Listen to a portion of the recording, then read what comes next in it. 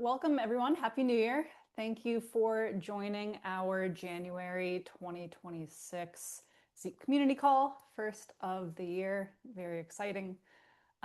These calls are hosted by members of the Zeek Leadership Team, and they're open to anyone in the community to join and participate in. We share project and training updates, community reminders, and the rest is very flexible. So if you are on the call and you have questions or feedback, we do invite you to speak up at the end of the call. We usually have some time there, or leave a comment if you're watching this recording on YouTube at another point in time. Also, if there is a topic you'd like to see covered at a future meeting, we also invite you to share those thoughts with us as well. We're very open and we want to be hearing from folks. That's very important to us. Okay, so we're going to dive into the agenda with just some general updates to start. Johanna, would you please hop in and do some leadership team updates? Sure. So the things that the Zeek Leadership Team has done before the holidays was, so first we talked a little bit about the upcoming Zeek workshop at CERN that I think Michelle is going to probably talk about a little bit later. And apart from that, the main discussions have been about the website, because we have been having some problems with the website that have been caused, where the exact issue has been a little bit unclear. So the current Zeek.org website is based on WordPress and uses some page builder platform that's a little bit old by now, and probably is the source of a lot of that. And we have been discussing how to solve that, and we'll probably be moving to a slightly different setup in the future that's more close to a bare bones WordPress installation. But the look and feel shouldn't really change super much, just see how it works internally. And apart from that, there have been some updates given about training. So Fatima, one of the members of the Zeek Leadership Team, held a training at one of the NSF cybersecurity summits and talked about her experiences there and about potential future plans. And I think that has mostly been what the Zeek LT has been up to. Excellent. Thanks, Johanna. While we're on the topic of training, Fatima, do you want to kind of pick up there and share some updates? Sure. Thanks, Michelle. So we are in talks with the NSF folks who are going to pilot their new quarterly or half-yearly meetings. Now that will be more smaller and regional as compared to their annual one that happens once a year around October-November timeframe. And hopefully, if that pilot goes well, we will get a slot of a shorter training. It will be a shorter regional workshop, and we will be just focusing on some of the few topics that community would be interested in. So those are still in talks. We haven't gotten any confirmation yet, but we are looking forward. We're excited. And if that goes through, then we will at least have 2 official Zeek trainings per year. Again, both of them will be hosted at NSF, regional/annual summits, and one of them will be smaller in size, and then the second one, the one that we give in annual summit, will be like a full day training. So some of the details are still unwrapping. Again, it's just New Year started, so I'm looking forward to have more details, hopefully in a month or 2. And once they are available, we will share it with the community, and that's pretty much I have on the training side. But yeah, we will keep you posted on how it unwraps itself, and more details will be coming up. So if you are not part of the Zeek training channel, we highly recommend for you to hop in there for any kind of like training updates in general. And in any way or shape or form, we actually post training updates and whatnot on our in our community call as well. So yeah, stay tuned. And that's pretty much all I had, Michelle. Great. Really excited about those regional summits. I think that'll be really cool for us to be at. So thanks for looking into that, Fatima. All right, Christian, technical project updates. Take it away. Hello. Yes, thank you, Michelle. So my update is very brief today. The biggie is really that we are working toward the 8.1 release. Tim just tagged our second release candidate, RC2.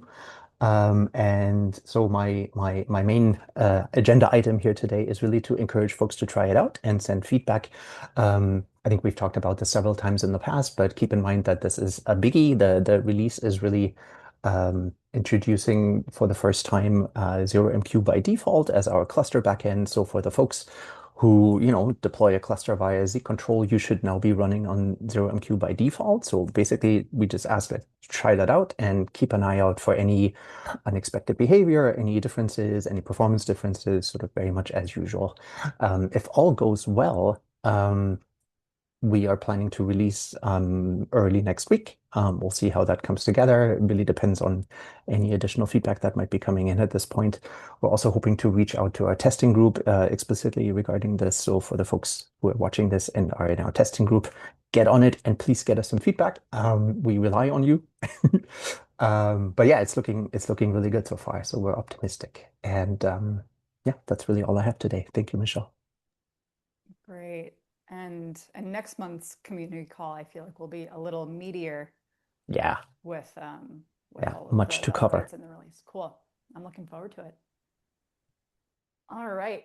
So I've got a few community updates that I'm going to share, and then we're going to wrap it up with some guest speakers, some community member presentations, and we'll get to that in just a moment. So the first community update, as Johanna mentioned, we have our workshop at CERN in Switzerland coming up March 25th and 26th. I feel like it'll be here before we know it. It is an in-person only event, and our call for presentations and registration are still open, but with limited spots. So if you are considering attending or you're interested in joining us in a presenter or speaker capacity, I would definitely recommend RSVPing sooner rather than later. And the agenda and the program for the workshop, I think we're expecting to share that with the community at the end of January. So at the next community call, hopefully we can take a moment and kind of share that out and talk about it with the community. On the content front, I wanted to just take a moment and shout out a couple of the blogs and videos that we published just before the holidays, just to make sure in case you missed it. They're definitely worth checking out. So Benjamin on our team wrote a really great blog about developing Zeek scripts. So if that's something that you're interested in learning more about, definitely head to the blog and check that out. And then also on the scripting front, Evan put together a really great kind of foundational overview of Zeek scripting. I think it's about a 30-minute video. But I think also if that's something that you're curious in diving deeper into or brushing up on, I think Evan does a really great job kind of going over the essential topics and communicating them in a really clear way. And also his cat makes multiple appearances, which I think is really important in a video tutorial. So thank you to Squish, the cat. All right. And similar with the community call, let us know if there are any specific topics that you want to see us cover in a video, in a blog post, how-to videos, tutorials, deep dives. We're always looking for interesting topics that folks are most interested in reading or watching. So we're definitely all ears there. And the last update I have before I pass the mic to Kevin and Tom is about topic of the month. So December wrapped up. The topic that we discussed as a group was Zeek and other tools, talking about kind of what other integrations and systems do you use with Zeek, and we kind of talked about the different setups that people had, which is really cool. The blog post recapping that topic went up just this morning. 3 ways to integrate Zeek with your security stack. So if you want to kind of get an idea of the things that we discussed on Slack in the topic of the month channel, I think that gives like a very quick, interesting overview of what some of our community members shared. And of course, the topic of the month Slack channel is open to anyone to join in and contribute to. So the more the merrier if you want to join the conversation there. And on the topic of December's topic of the month, I did ask Kevin and Tom, who were 2 of the contributors to last month's conversation, to join this call and just spend a couple of minutes elaborating on some of the things that they shared about their integrations. So I'm going to pass the mic to them before we wrap this up. Kevin, would you mind kicking it off? Sure. Hopefully you guys can hear me okay. Perfect.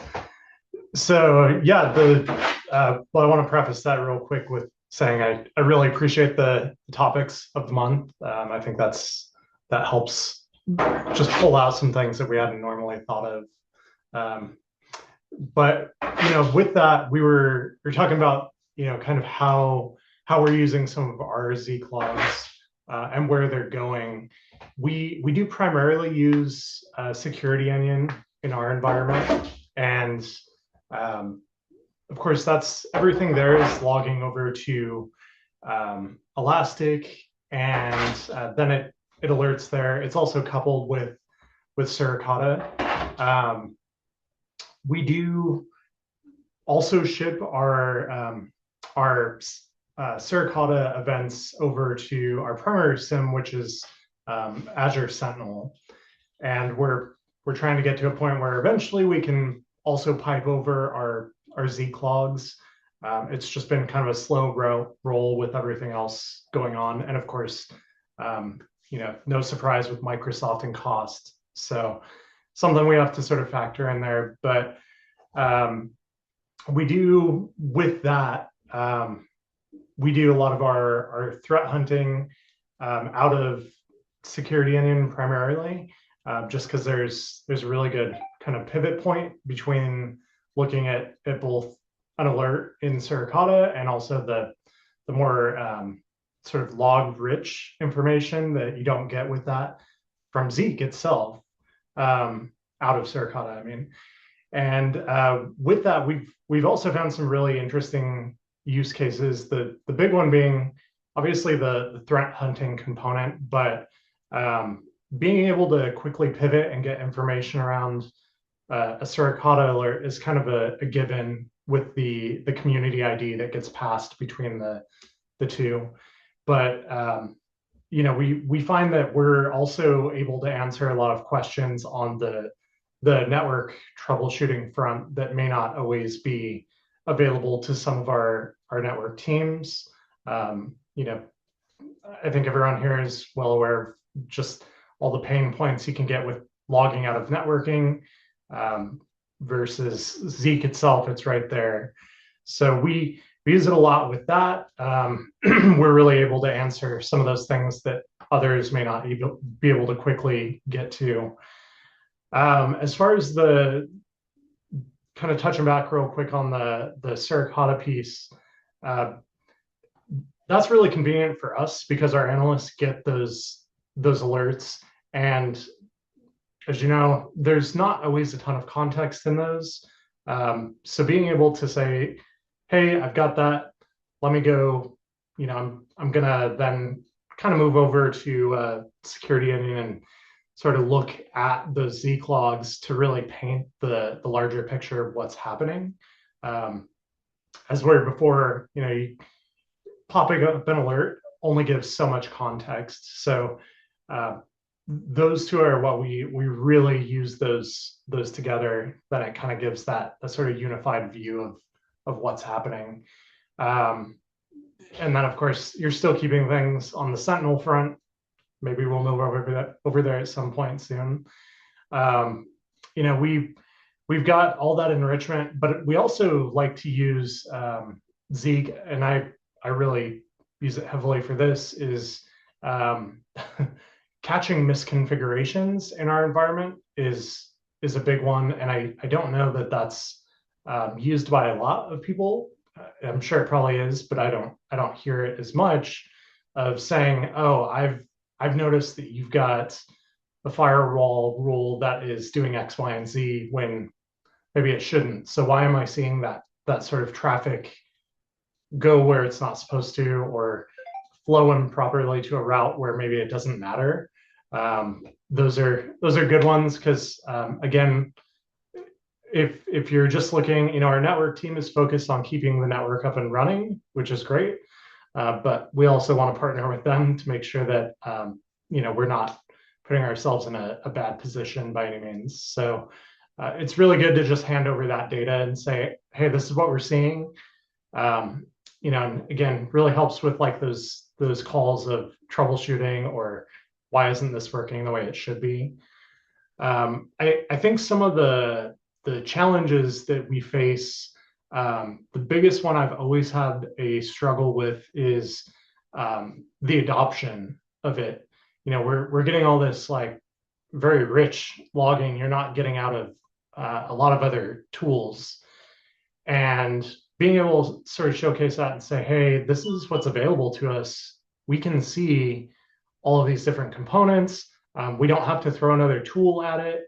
It's actually kind of helped, if we're early enough, with the tool sprawl, to say, oh wait, did you know that we're able to get this today? So it's just been a slow roll there to get people really hooked on and invested to it. But I do find that once they figure out we've got it available, people really like sort of set to say, oh wait, this is better than just NetFlow, or this is better than what I'm getting out of maybe places where like an APM is not necessarily well defined. But again, that adoption is always difficult, because people don't know with that what they're looking at. If you're just going into Zeek on day one and saying, hey, show me what an SSH connection outbound might look like, you do have to sort of help with that learning curve a little bit of, here's what I'm looking at in a correlation ID. Here's some of those other logs that sort of complement that.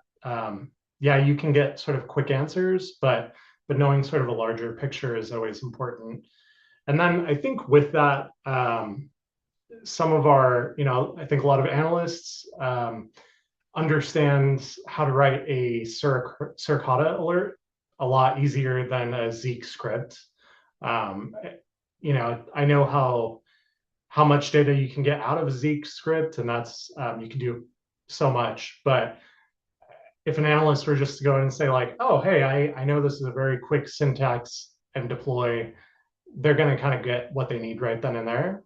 So again, with the learning, we're just trying to sort of help them help themselves, but also be able to sort of step in when they need something that's a bit more advanced than a Suricata alert could provide. So yeah, it's just kind of all those components. But hopefully that kind of covered some of the topics.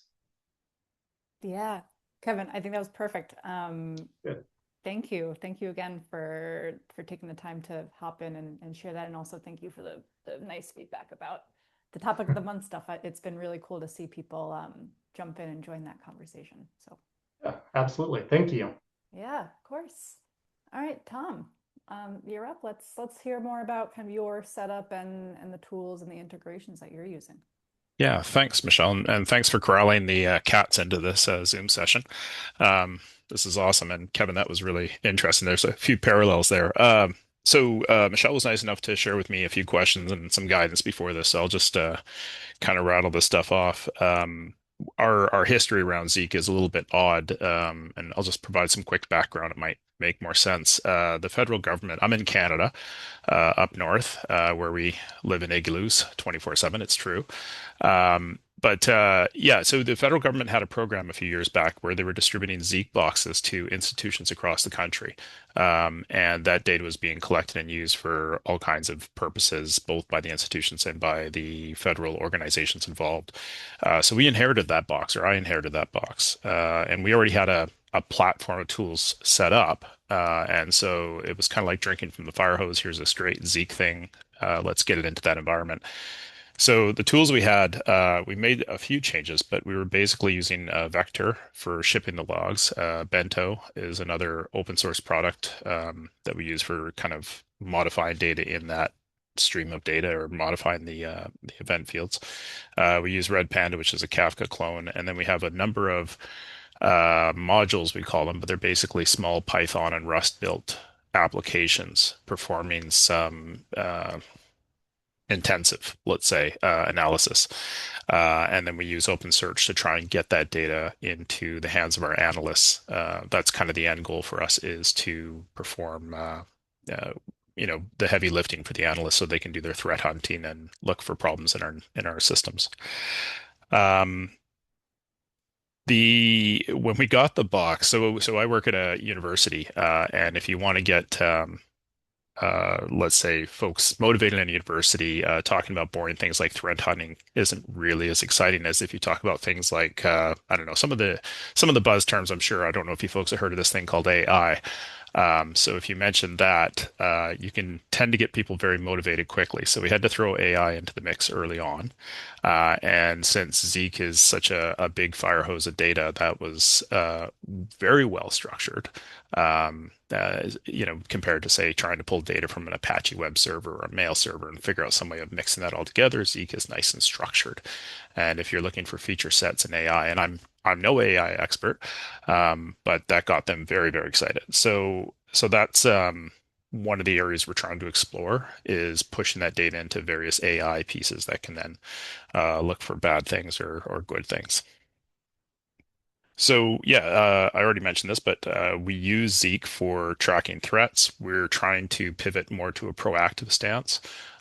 So it used to be, hey, something bad is happening, let's block it or let's lock it down. And the problem is we have multiple locations stemming on 3 continents.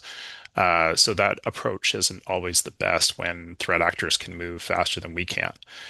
So what we've started to do is move towards tracking threats and mitigating them in a much more fine-tuned fashion. Especially when you have an IP address that might be shared by 200 people, and only one of them is actually a bad actor. Zeek gives us the ability to really pinpoint things, and that's something that we haven't been able to do when dealing with all these different data types and different structured data. So last question was potential challenges, drawbacks. The data structure is, I think I've mentioned this several times, it's so well structured, which is great because analysts can get burnt out very quickly when they're trying to figure out, why is this particular Apache log look different, or why is the mail log from Microsoft different from the one from a department that's using SendMail.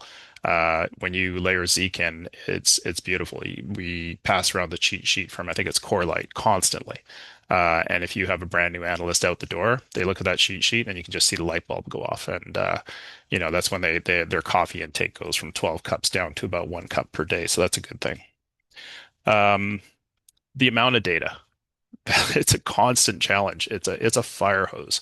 And compared to some of our other systems, although it's really well structured, I'm constantly impressed at how well Zeek, the hardware, seems to handle things, because everything downstream, OpenSearch, the Kafka cluster, it all has problems trying to deal with the amount of data. I don't know how the team did that, but it seems to be really well tuned, and hats off to the developers who work on that. And that's about it. Just to echo a few things that Kevin had mentioned. I think we're starting to consider layering in other tools like Suricata. My takeaway that I've really been impressed with Zeek and everything about it, including folks like Michelle and I'm sure Christian as well, is it reminds me of elementary school when you'd go to the playground. Your intent was to go on the swings, consider the swings as Zeek, but then you find out about the slide because Christian's playing on the slide, and you find out how cool the slide is. And so Kevin, you're playing with Suricata, and so I've really been impressed by this community, sort of some of the people I've come into contact with who are playing on the playground. And I don't know if Zeek is the linchpin of that, but hats off. Thanks. Awesome. That was great. Thanks so much, Tom. Okay, we have just a couple minutes before the official end of the community call. I did want to see if anyone had any questions for Kevin or Tom, or just kind of general thoughts.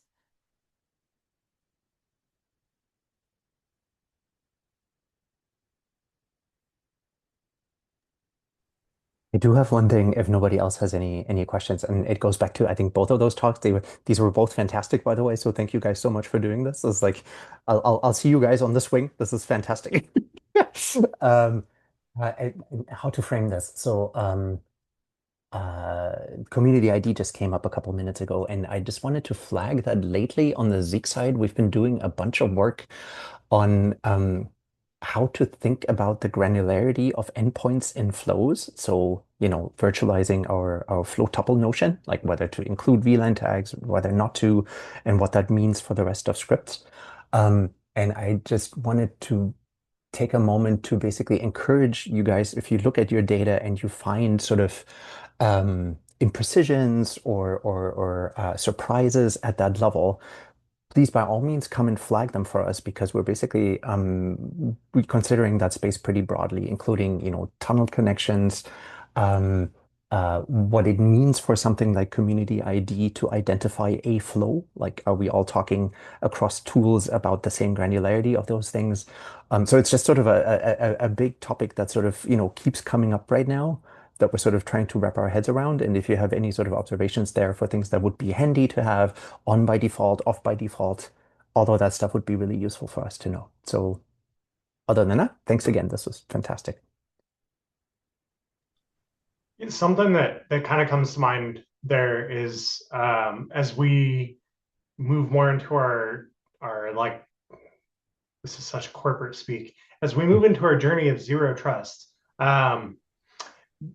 that does definitely kind of change sort of the layout of stuff a bit, because now of course you're routing traffic a little differently. So I'm glad you brought that up, because now that does give me kind of stuff to think on of where that kind of slices in, and how the flows have been changing as we've kind of moved more and more systems into that framework.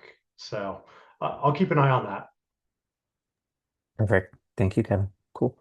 Yeah, if I can add, it's funny you should raise this point.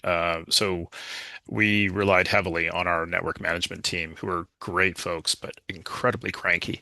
So to try and get the system working smoothly. And what emerged, or what the picture that's been emerging is, as you can imagine with network, they have access to all the nicest toys, and a pretty decent budget to use those toys. And they're not happy right now because I won't name names, but some of those toys being very expensive seem to basically be delivering data that we're gathering with Zeek at a much lower cost. So they're very excited, and that always helps with the cranky part. But yeah, I know they've become keenly interested because there's a layer of that data in Zeek that they've been quite impressed that could help their situation as far as detecting issues within the network. So yeah, that's great timing. Awesome. So I think it's about time to wrap up. Tom, Kevin, thank you so much again. That was super cool hearing from you guys and having you join us. This month's topic is called Discovery Stories. This is kind of a moment for anyone to share kind of real stories about interesting or curious things that you've found while using Zeek. There is a way to share stories anonymously. So if you are interested in sharing something, there's a Google form in Slack. The channel is topic of the month, so definitely head there. We just launched it yesterday, so I think folks are kind of warming up and getting ready to share stuff. But yeah, other than that, I think it's been really cool to hear from folks in the community about a variety of topics. So thank you guys again. And last thing before we go, our next community call is Wednesday, February 4th at 10 a.m. Pacific. So hopefully we see you all there.